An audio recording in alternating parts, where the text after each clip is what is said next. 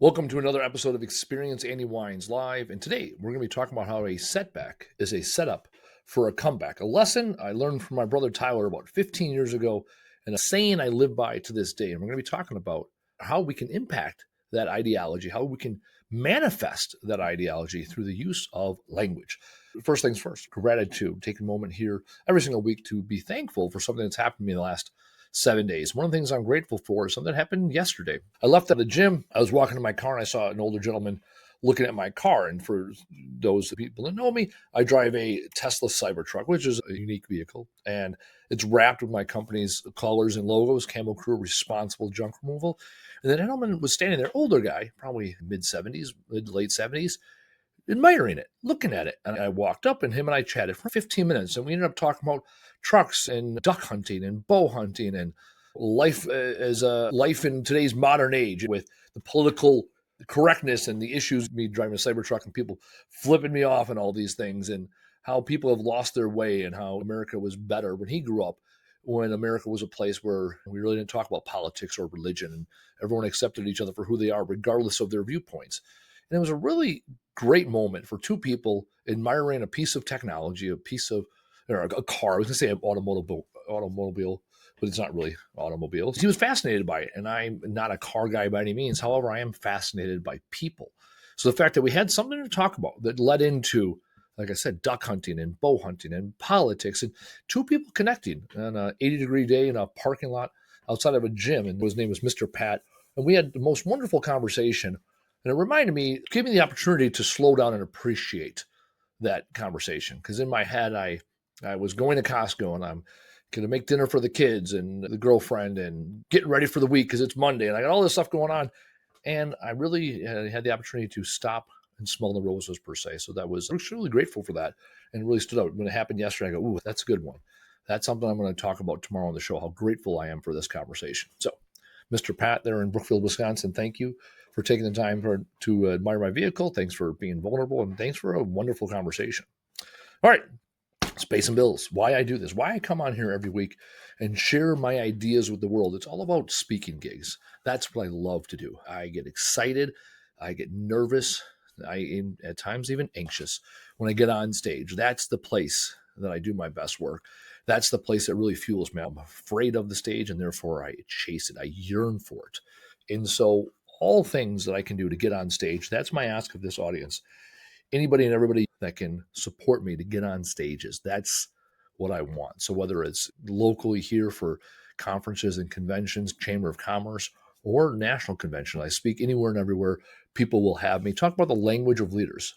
The language that leaders use is unique.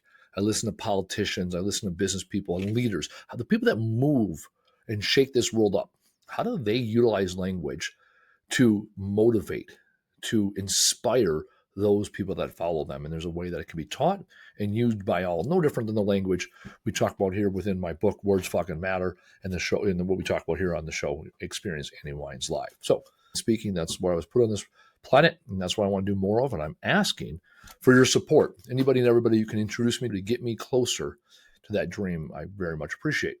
All right, let's talk about what we're going to talk about today. The setback is a setup for a comeback. My brother Tyler told me this 15 years ago. And in his life, he's had a lot of setbacks in his life, as some of us do from time to time. And he said it, he always joked that, okay, it's a tomorrow problem, or I'll deal with it tomorrow. It's all about getting through today. And when we fail, when we fall down, it is, what is the lesson learned in all of this? And in my book and in my speeches, I talk about this. I talk about what language we can use so that we can truly transition that mindset. And so here's a very simple methodology I use every single day. I use this methodology with people that I teach and train. Use this methodology with my kid, with our employees here at Camel Crew. This is the key. How do you shape and mold the message through the use of language? So we look at things in the past.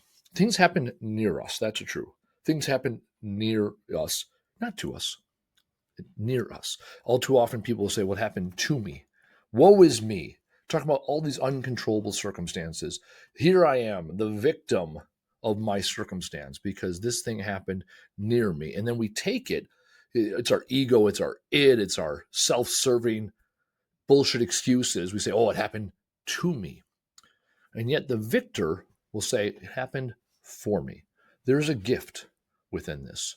There's a gift in getting fired. There's a gift in being late. There's a gift in the weather that came in and ruined our plans. What is that gift?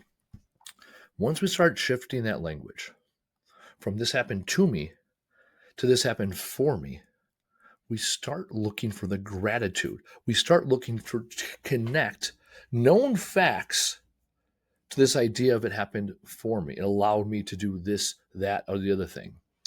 Recently, we went through a handful of people in our marketing department. We hired one, we interviewed a few, they all fell through. And as of yesterday, we had a new gentleman start, and it was, oh, that's the guy, that's the one.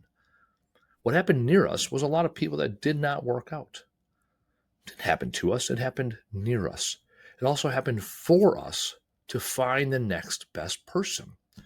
My fiance and I said girlfriend earlier, but let you know a little secret. My fiance and I talk about this often. I'm 41, she's 39. We're both individuals that were married in the past. We both have kids. We both have mortgages. We both have all these things on our plate. Some may call it baggage. I call it a life well lived. We have all these things, and we often catch ourselves fantasizing. What would have happened if we met when we were 20? What would have happened when we were 30? What would have happened if we started dating 4.5, almost 5 years ago when we first met versus 6 months ago? And yet, all those times, all those trials and tribulations, all those relationships, everything we experienced and went through happened for us to become the people we are today. So now we are two people that have found each other in a similar time and a similar place in this world for us to join together. Because 4 years ago, 5 years ago, when we first met, wasn't the right time. We weren't the people we were today. 20 years ago, wow, we didn't know shit about nothing back then. How could we have predicted that we end up being these two independent people that think so highly of each other? Because everything along the way happened for us. When I think about my future, there are things today that need to happen. Right? I need to pay bills. I need to raise my daughter right. I need to grow my company in order to pay the bills and raise my daughter and have an amazing life I want to have. I can look at them as obligations, things I have to do, or things I get to do. Even as simple as I talked about last night when I was sitting there talking to Mr. Pat in the parking lot. Right? I had to go to Costco. No, I got to go to Costco. I get to go to Costco. I get to buy groceries. I get to provide meals to my family, my fiance and our kids, to our dogs. I get to buy things for our house to transform it into a home. Wow, how wonderful is it that I get to do those? Because the inverse of getting to do them, not having to do them, it's not getting to do them. Not having the means and the money to go to Costco. Not having the people to build a house or to nourish and make meals for. Not having a house that I'm proud of that I want to transform into a home. When I start shifting my language, every day I do it. And I catch myself all the time.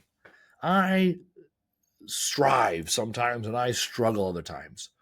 When I'm hungry, angry, lonely, tired, when my fear-based brain starts creeping up, when the pressure is on, I too say things like, it's happened to me. I say things like, I have to do this. I talk about my anxiety or being anxious going into something. I too see myself in that place.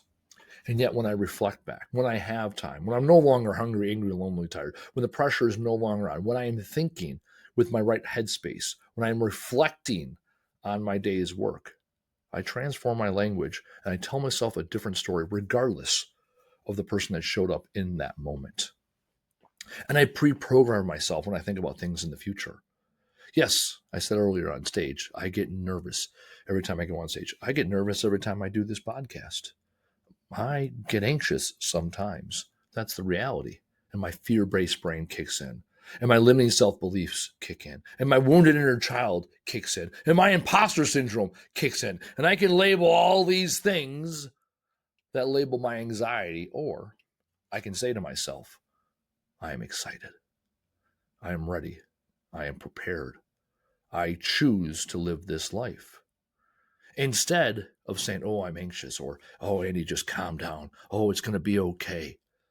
Study after study have shown when you feed that wolf of victimhood, the wolf of weakness, you'll start justifying all your bullshit. It's excuses, it's blame, it's denial of the fact and the reality that you are capable. You are excited to take on this world because you are ready to take on this world because you are a finished product of who you are today and you're ready and able to take on this world.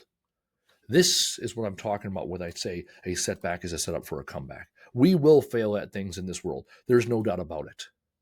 I fail as much as, if not more than most, because I choose to do. I choose to fail. I choose to accept failure or greatness every single day I walk out on this earth. And when I take the time to reflect, I focus on what are the gifts in all this? What new information or skills have I obtained that will make me better tomorrow because of what the work I've done today? I think about what am I excited to do now in the future because I have obtained these skills. And this is the simple language you can tell yourself. When you take the time to reflect, you will realize how far you've come and you will regulate in real time with the finished product and the greatness that you are. You will embody that greatness. You will stand confident. You will be competent when you enter into this world. And it all comes down to the language you use day in and day out. So, ladies and gentlemen, it's a choice. When looking back at times in your life that you considered yourself to be a failure, when you look back at a setback, did it happen for you or to you? You have the opportunity now with the need. Do you get to or do you have to? And in the future, are you anxious or are you excited? These are 6 words, 3 on one column, 3 on the other. The choice is very simple. And what ends up happening when you change this language, you start telling yourself a different story. You might even embellish a little bit. Certainly, we embellish when it's bad or negative or not the way we wanted it to be. Why not embellish a little bit about how great you are? Start telling that story about the person you've become because of the experience that you've had. When you show up to the world as that person, you'll start to get closer to that person you were destined to become. Whether it's destiny or fate, whatever the word is, you were put on this world to be great. Start treating yourself accordingly. And with that, I also let you know that this episode is aptly timed. I came up with the title for this episode over the weekend as I was reflecting. Over the next couple of weeks, I'll be traveling, and then I'm going to be knee deep in the summer with the kids and the fiance moving in life. And I'm taking this time to step back from this adventure that I've been on the last almost 2 years, Experience Andy Wine's life. I'm going to set myself up for a comeback, roar out later this summer with new content, a reset for the last 3 years or so, from the time I started writing the book to talking about the book to now being out here in front of the audience the last 2 years here at Experience Andy Wine's life. It's time for me to take a step back and come back better than ever. So with that, I thank you for joining me on this journey. This is not the last you've heard of me. This might be the last of this show, or it might not. Only time will tell. I am excited for what the future holds. Between now and when we see each other again, remember the 3 things to do every day. Do the fucking thing, tell the fucking world, and show the fuck up for yourself. We'll see you sometime in the future.